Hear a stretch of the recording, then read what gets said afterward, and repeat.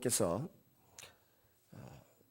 금송아지 우상을 만들어서 범죄한 그 이스라엘 백성들과의 언약이 무용지물임을 이제 느끼시고 그걸 포기 선언을 하셨습니다. 그러니까 가나안 땅에 들어가는 일에 동행을 거부하셨다가 32장 32절에 생명을 희생시키는 모세의 중보 기도를 들으시고 다시 너희와 함께 동행하겠다라고 말씀을 해 주셨습니다. 모세와는 마치 친구와 대화를 나누듯 아주 친밀하게 대화를 나누시고 그에게 은혜를 베풀어 주셨는데, 그래도 하나님은 그가 저지른 잘못에 대해서는 반드시 책임을 묻는 모습을 보여주십니다. 오늘 7절에도 보면 인자를 천대까지 베풀미 악과 가실과 제약을 용서하리나 그러나 벌을 면제하지는 아니하고 아비의 악행을 자손 3, 4대까지 보응하리라. 우리는 자녀들이 잘 되기를 바라면서도 나의 잘못으로 인하여 자녀들이 오랜 기간 동안 어려움을 겪을 수 있다고 하는 사실을 간과하는 경향이 있습니다. 사람에게 있는 이 유전인자, 또 우리가 보여주는 습관, 이것들이 때로는 정말 자녀들의 인생을 가로막는 굉장한 괴물로 등장하는 경우가 종종 있습니다. 그렇게 되지 않도록 하나님 앞에 우리 자신의 인품을 또 인격을 주님을 닮는 데까지 끝까지 잘 관리하고 이끌어 가야 되겠습니다. 사람들이 인품하면 그냥 유순한 태도 이런 걸 인품이라고 생각을 합니다. 그런데 그건 비상적으로 볼 때 그런 것이고, 사람과 관계를 맺어가는데 있어서 비상적으로 좀 부드러운 사람, 온유한 사람을 찾고 인품이라 하는데 그거는 껍데기에 불과하고, 실제로는 그 사람이 정말 진정한 예의가 있는가, 또 신의가 있는가, 정말 용서하는가, 정말 사랑하는가, 정말 주님의 마음으로 사랑하는가, 그런 것들이 그 마음에 남아있는가를 들여다보는 거죠. 참 인품은 훌륭하다. 그런데 보니까 부부 생활을 잘못해서 이혼한 사람들이 있고, 그게 무슨 인품이에요? 그 보기엔 참 좋아 보이는데 내면에 자기를 위해서 밥 해주는 자녀들을 또 낳아준 아내 하나 끝까지 사랑하지 못하고, 또 자신을 위해서 온갖 수고를 다하는 남편 하나 끝까지 품지 못하는 사람이 그게 무슨 인품이겠습니까? 근데 사람들은 종종 그런 것에 속더라고요. 돌아서면 남 비방하고 비난하는데 면전에서는 늘 유순하고 부드러운 태도를 취하는 사람들이 있더군요. 저는 교회에 처음 들어와서 신앙생활을 하면서 그 점이 전혀 이해가 되지 않았습니다. 등 뒤에서는 온갖 화살을 쏘아대고 칼을 꽂으면서 앞에 나타나니까 90도 45도로 머리 숙여 절하는 사람들 많이 봤습니다. 그들의 삶이 결코 평탄하지 않더군요. 사람들은 나 모르고 그 사람이 하고 깜짝 놀라지만은 하나님은 다 보고 계신 것입니다. 그래서 그에게 필요한 것만큼의 혹독한 연단의 자리에다 집어넣는 것을 보게 됩니다. 소위 말하면 처세에 능하다는 말을 듣습니다. 어른들에게 사랑도 많이 받고. 근데 가까이 있는 사람들은 고개를 갸웃갸웃합니다. 결국 그 결과가 얼마 지나지 않아서 다 10년, 20년 가지 않아서 나타나더군요. 그 진정한 인품이란 뭔가, 그 속 사람이 변화되는 것입니다. 모세에게도 변화되어야 될 인품이 있는데 혈기입니다. 에집트 사람 돌로 쳐 죽여서 미디안 강야에서 40년 동안 그 부모를 보지도 못하고 형제간들을 보지 못하고 유랑하고 방황하는 생활을 했던 모세였습니다. 또 르비딤의 반석에서 무리바 반석에서 주님 말씀대로 명령하고 지팡이를 갖다 대기만 하면 되는데 그걸 두 분이나 혈기 부리면서 두들겨 팼더니 물은 나왔습니다마는 하나님께서 분노한 그 혈기 부리는 모세를 용납하지 아니하시고, 근데 믿음이 없어서 그렇다. 내가 너를 위해서 준비하고 너에게 충분히 공급할 것을 믿었으면 그렇게 성질 내고 할 필요가 없는 것이다. 그러면서 징계를 하시는데 가나안 땅을 보기는 하지만 들어가지 못하도록 하겠다. 필생의 수건이, 자기 일생의 비전이 거기에서 멈추게 되는 것을 보게 됩니다. 그럼 세 번째는 뭐 이게 첫 번째, 두 번째로 하면 두 번째겠지만 오늘 십계명 두 돌판을 가지고 하나님께서 다시 모세에게 혈기 부린 대가를 지금 지불하라고 요청하고 있습니다. 십계명 두 돌판이라고 기억합니다. 사실 십계명 두 돌판인지 아니면 언약의 율법서가 더 많이 새겨졌는지 아무도 모를 일입니다. 하나님이 새기셨기 때문에 사람이 새기면 사람이 들고 내려오는 돌판에다가 뭐 몇 자 새기겠습니까? 그 뭐 얼마 안 될 것 같으니까 되지만 하나님이 깎아 만든 돌이고 하나님이 새긴 글씨라고 하면 사실 언약서 전체가 거기에 기록될 수도 있었던 것이죠. 근데 그거를 모세가 화난다고 그냥 집어 던져서 깨뜨려 버리고 말았습니다. 단지 돌을 깨뜨린 것이 아니라 그 언약 자체가 백성들에게 전달되지 못하도록 성질 부리고 다 없애버린 거죠. 그에 대한 대가를 하나님이 요구하십니다. 그것도 하나님이 다 벌을 묻지 않고 다 용서했다 그러면 다시 한 번 더 깎아 만드시면 되는데 하나님 모세에게 뭐라 그럽니까? 내일 아침까지 그 처음에 네가 깨뜨린 돌판 다시 만들어 가지고 온다. 아마 이거 만드느라고 꽤 고생을 했을 것입니다. 이 두 돌판 처음에 본 거 있지 그만큼 네 만들어라. 뭐 요즘 같으면 무슨 끓이 있는 것도 아니고 정이 있는 것도 아니고 그 청동기 문화인데 어떻게 만들었는지 모르겠어요. 하여튼 굉장히 고생해서 이 돌판을 만들어 가지고 올라갑니다. 그래서 모세가 사실은 40년 영도자로 일하는 기간 동안 뭐 하루를 3번 낸 건 아닙니다. 그 이상 더 했지만 대표적으로 징계를 받은 사건 3가지를 들려고 하면 그렇게 되어 있습니다. 우리의 속사람이 변화되기까지 정말 주님의 마음으로 사람을 사랑하고 용납하기까지 등 뒤에서 비수를 꽂는 이중인격적인 그런 말들을 하지 않기까지 얼마나 많은 성도들이 교회의 가장 큰 병폐는 부모님들이 집에 돌아가서 교인들을 험담하는 것입니다. 서로 험담하는 것입니다. 용납을 못하는 거죠. 자기 마음이 좁으니까 용납을 못하는 것입니다. 교회에서 목회자들이 이렇게 좀 해주세요, 이렇게 좀 해주세요라고 이야기해요. 우리 지금도 구역예배 헌금 좀 하라 그러는데 목사가 지쓰려고 구역예배 그 헌금 해주고 갔다가 다시 넣으라고 이야기하겠어요. 근데 말 안 듣습니다. 그럼 버르장머리는 어디서 배운지 몰라도 그거 목사가 지 쓰려고 지 호주머니 넣으려고 그 헌금하라고 한 게 아니잖아요. 선교비가 부족하니까 선교사들에게 보내야 될 돈이 부족하니까 좀 넣으라고 하는데 매주 안 넣잖아요. 죽으라고 말 안 듣습니다.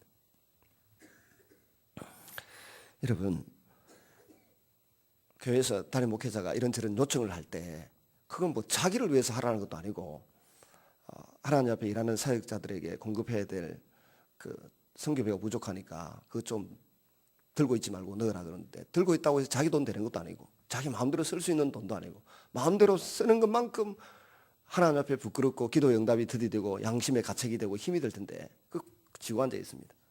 왜 그런가요? 그런 습성들을 이 순복이 안 되면 뒤에 앉아서 수근거리게 되어 있습니다. 그 수근거리면 뭐가 되겠습니까? 수근거리는 것만큼 자기만 병신되는 거예요. 인격적으로 힘들어지고 마음이 힘들어지는 것입니다. 우리의 속사람이 변화되기까지 하나님 앞에 자기를 들여다보고 다듬어야 돼요. 하나님 말씀을 따라 내 속사람이 얼마나 유연성이 있고 탄력성이 있는가 돌아봐야 됩니다. 근데 왜 그렇게 순종을 잘 못하는가 하면 하나님의 법칙, 하나님의 원리를 몰라서 그렇습니다. 하나님은 뭐 우리가 드리는 재물, 예물 이거보다 더 중요한 것이 순종이라 그러고 순종이 제사보다 낫다 그러고 여러분이 교회에 세워놓은 목회자나 장로가 성도님들에게 이것저것 요구할 때는 자기 호주머니에 뭐 넣으려고 그런 것도 자기 누가 기분 좋다고 속이 삼으려고 하라는 것도 아니고 전체적으로 볼 때 하나님께서 하시려고 하는 일에 우리가 좀 쓰임 받았으면 좋겠다. 하나님이 하시는 일에 내가 우리 교회가 좀 쓰임 받았으면 좋겠다. 그런 소원들을 가지고 이 일을 펼치려고 하고 저 일을 펼치려고 하는 것 아니겠습니까? 왜 순종을 요구하는지 왜 그걸 요구하는지를 한 번 더 깊이 생각하면 절대로 그렇게 처신할 수가 없습니다. 오늘 두 번째로 넘어가서 이렇게 보면 9절 한번 보십시다. 같이 읽습니다. 시작. 이르되 주여 내가 주께 은총을 입었거든 원하건대 주는 우리와 동행하옵소서. 이는 목이 뻣뻣한 백성이니이다. 우리의 악과 죄를 사하시고 우리를 주의 기업으로 삼으소서. 하나님께서 말씀하시는 모습을 이렇게 가만히 돌아보니까 모세가 굉장히 자신들이 저지르는 죄가 심각하다는 것을 깨닫습니다. 그리고 백성들의 상태가 어떠하다는 것을 압니다. 그래서 목이 뻣뻣한 백성이다 이렇게 말합니다. 우리의 악과 죄를 사하시고 우리를 주의 기업으로 삼으소서 그렇게 되어 있습니다. 기업이라는 게 뭡니까? 재산입니다. 재산. 우리를 하나님의 재산으로 삼으소서. 그런데 이 말씀을 처음 사용하신 분이 하나님이십니다. 출애굽기 19장 5절 6절에서 온 세가 내게 속하였나니 온 세가 하나님의 기업이라는 것입니다. 또 너희는 나의 소유가 될지라 보배로운 소유가 될지라 내 앞에 보물이 되리라 할 때 그 소유 그 보물이 뭡니까? 바로 주님 앞에 기업입니다. 기업. 하나님의 재산이 되고 하나님의 기업이 된다는 것입니다. 모세는 기도하기를 우리를 다시 한번 하나님의 재산, 하나님의 기업으로 삼아 주십시오. 이렇게 요청하고 있습니다. 저와 여러분이 또 우리가 섬기는 사람들이 하나님의 기업이 되어서 하나님이 어디를 가든지 동행하고 축복하시는 그런 주님의 백성들이 될 수 있기를 주님의 이름으로 축원합니다. 그 다음 10절 이하에 가만히 보면 어떤 국민 누구도 보지 못한 이적을 행하겠다라고 말씀하시면서 11절에 그 이적의 정체를 말하는데 가나안 땅에 살고 있는 7족속 아모리 사람, 가나안 사람, 헷 사람, 브리스 사람, 히비 사람, 여부스 사람을 쫓아내겠다. 이때까지는 아직 그 블레셋 족속은 가나안 땅에 들어오지 않았습니다. 이 사람들을 내가 쫓아내겠다. 그러니까 너는 12절에 보니까 스스로 삼가해서 내가 들어가는 땅의 주민과 언약을 세우지 말라. 그것이 너희에게 올무가 될 거야 하노라. 같이 언약을 맺을 사람이 있고 언약을 맺지 말아야 될 사람이 있습니다. 예를 들어 불신 결혼 같은 것은 하지 말아야 될 결혼이고 맺지 말아야 될 언약입니다. 결혼할 때 다 혼인할 때 언약을 맺지 않습니까? 신랑 신부 흰머리가 팥불이 될 때까지 그 언약을 함께 하겠다. 팥불이 언약을 맺지 않아요. 언약. 그 언약이 하나님의 자녀들에게 올무가 된다는 것입니다. 그래서 하나님 원하시는 삶을 살지 못하도록 한다는 거죠. 그래서 그 언약의 정체를 이야기를 하는데 하나님이 어제 우리가 본 말씀에 단장품을 제하라 할 때 애굽 사람들의 복장에 의해 애굽 사람들이 우상 숭배하고 허랑방탕하게 살면서 자기 몸을 단장한 장신구 액세서리가 없애라는 겁니다. 그거 본받지 말라는 거고 또 하나는 이제 가나안 땅에 들어가면 사람들이 하고 있을 텐데 그것도 본받지 말라는 이야기를 오늘 본문에서 하고 있는 것입니다. 우상 숭배하고 신상 만들어서 죄 가운데 빠질 것 같으니까 그렇게 하지 말아라. 대신에 내가 그 땅에 살고 있는 7족속을 다 쫓아내겠다고 말씀합니다. 믿기만 하면 되는 거예요. 믿기만 하고 모세가 전진할 때 올라가면 됩니다. 근데 이런 말씀을 전해줘도 믿지 않습니다. 믿지 않으니까 문제가 생기죠. 제가 치유기도를 할 때 늘 그런 이야기를 합니다. 하나님이 손 아플 때 고쳐줬으면 어깨 아플 때 또 고쳐주지 않겠냐. 발목 아플 때 고쳐줬으면 무릎 아플 때 고쳐주지 않겠냐. 하나의 이적을 경험하고 하나의 사랑을 경험하면 그 다음에 다른 문제도 하나님이 개입하시고 간섭하셔서 분명히 역사해 주실 텐데 그걸 믿지를 못하는 거예요. 그걸 믿지 못하니까 거기에서 믿음이 자라지 않고 중단되는 것입니다. 이스라엘 백성들은 에집트에서 너희를 구출해내겠다고 하는 말씀을 믿지 못했지만 10가지 표적과 재앙을 내리면서 구출을 해주셨습니다. 모든 결핍에 양식에 물의 결핍에 하나님이 개입하셔서 다 채워주셨습니다.